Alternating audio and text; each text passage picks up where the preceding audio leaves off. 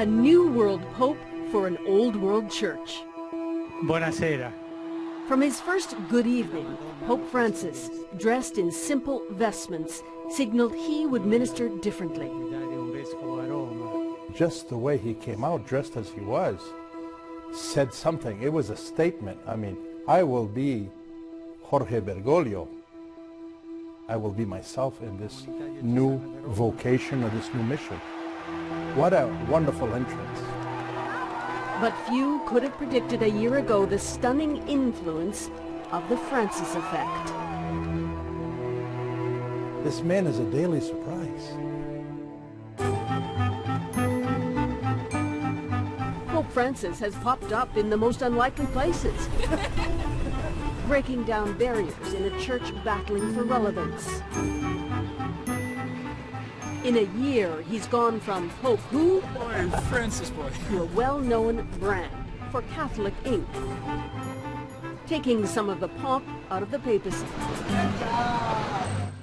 Then everyone was just coming and getting their picture taken with this cardboard cutout, and Ben Turland, a Catholic youth worker, used the cutout at a university welcome week in Toronto. And I asked, "Are you Catholic?" And some said yes, some said no. They just said, "I like this guy. I like this Pope. I saw him on TV. I saw him in a magazine. I just want to get my picture with him." You wouldn't think a student would want that, but they're showing there's a change of heart happening. So what is the attraction? Well, he smiles a lot, for one.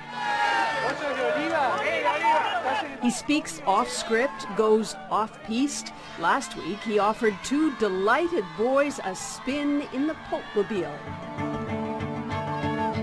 Inside the Vatican, he challenges entitlement, pushing out advisors who managed poorly the Vatican Bank. But it is his daily reminders of the poor and disadvantaged which have become his signature. This Easter and last, Pope Francis washed the feet of those at the margins. Men, but also significantly women, a departure for any pope. He's kissed babies, but also other faces, grossly disfigured, like this man suffering from neurofibromatosis, a genetic disease. Francis is reminding Catholic clergy, including cardinals, their job is to serve. And then in 1922, it was completely restored. In Canada's oldest Roman Catholic parish, the Archbishop of Quebec, Gérald Lacroix, was among the first new cardinals named by Pope Francis in February. He told us the day we were created cardinals, now you're not entering to a royal court here. This is not a promotion. This is not an honor, and it's not a decoration. It's a call. Pope Francis is humble, but that humility cloaks a firm and sometimes rigid clergyman, writes biographer Paul Vallely. He describes a younger Francis, then Jorge Bergoglio, head of provincial Jesuits in Argentina. He was a very authoritarian and rather reactionary figure. A lot of the Jesuits in the province which he governed didn't like that, and he left the Jesuits in Argentina split when he finished. Bergoglio went on a 2-year retreat, what he called an inner spiritual crisis. When he emerged as the bishop in Buenos Aires, he went out into the slums and spent a lot of time with the poor. He had an entirely different leadership style. But it is folly, he says, to confuse Francis's humility with a liberal approach to church doctrine. The secular media assumes that because he's warm and friendly, he's going to change the teachings that they don't like. And that's not going to happen, because as he has put it, I am a son of the church. He's an orthodox man. Popular press has a crush on this pope. Times Person of the Year, Maclean's he will change history, or at least save the church. The cover of Rolling Stone anointed him with the cool cachet. When the Rolling Stone cover came out, at least 2 people said to me, "Oh Mary, you're very holy. Pope Francis may give you the chance to become a priest. Hold on." Mary O'Regan wrote a blog recently for the Catholic Herald in London suggesting people are confused over Pope Francis. He has a liberal reputation but a conservative record. In 2010, he clashed mightily with the President of Argentina, Mrs. Kirchner, over gay marriage. She wanted to bring in gay marriage. He opposed her. She called the then Cardinal Bergoglio medieval because he opposed gay marriage. The Pope made headlines on homosexuality with his words in an impromptu scrum. Una persona è gay e cerca il Signore e ha buona volontà, ma chi sono io per giudicarla? Interpreted by some as a door opening to gay marriage.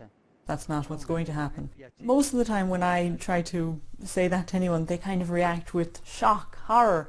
How could this great liberal, revolutionary Pope, who's so kind, how could he be against gay marriage?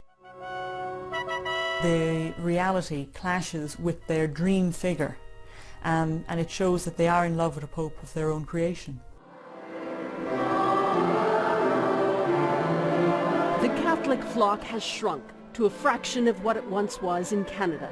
In another bold move, Francis asked average Catholics, not clergy, to answer a questionnaire on things like premarital sex, birth control and divorce, leading up to a synod on the family, the first in 35 years. The questionnaire was to look at really how things are. And what did they say? Well, they said that there are a lot of very important questions. But Cardinal, a lot of people have left the church because they don't simply agree with some of the church teachings. We know all the controversial subjects, family, social mores, homosexuality, women priests. Will any of these things change under Pope Francis? We'll have to wait and see. The fundamental things will not change, I'm sure. But what's fundamental? Well, for example, the respect for life. That's a fundamental issue. So no abortion? Abortion will never be blessed by the church or accepted by the church, or euthanasia. That's no. He's also said in other issues like women priests. Don't wait for that. The church teaching will not change. He said it again recently. What is changing is the Vatican response to sexual abuse. This Pope, as well as Benedict before him, must answer for that dark church chapter. 2 weeks ago, meeting with kids and leaders of a Catholic Children's Society, Pope Francis said the Church will not take one step backwards on the personal and moral damage, nor on necessary sanctions. He asked for forgiveness. But it's a long road back. I was raped by a priest a lot of time, a lot of months when I was 13 years old.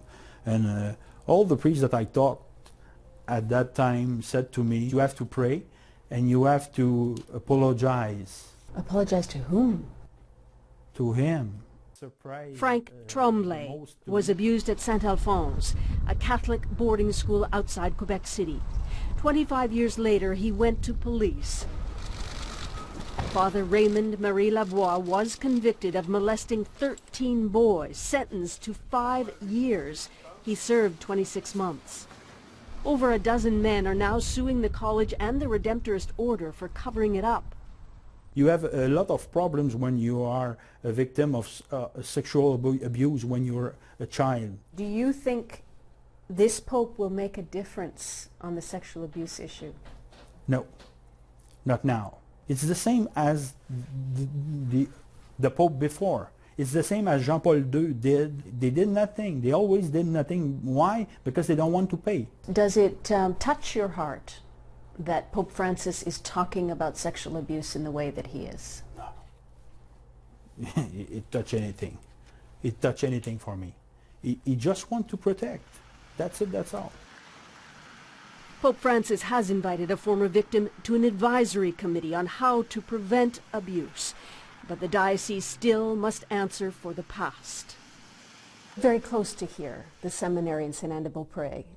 10 priests accused of molesting boys over 30 years.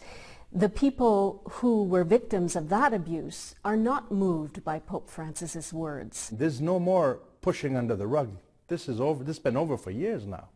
I mean, 30, 40, 50 years ago, The church and other parts of society did things differently. But today we address these issues immediately. Do you think he needs to go further? Well, we cannot push this issue aside. It's hurt so many people. We need to do two things. We need to continue to accompany those who have suffered, those who have been victims, take good care of those who have abused, but we also need to work on prevention. We also need to continue to make sure that this never happens again. Going home to South America last year, Pope Francis was treated like a rock star. His flock is growing there, but even in North America, there are early signs he's restoring pride in being Catholic. I think it's just contagious, and so people want to know what he's saying and doing. And I think people who've turned away from the church or people who are questioning, he has an amazing capability to draw them back. Oftentimes this year, I've had people come up to me and say, you know, Bishop, I've been away from the church for 20, 30 years, but this Pope is convincing me to come back.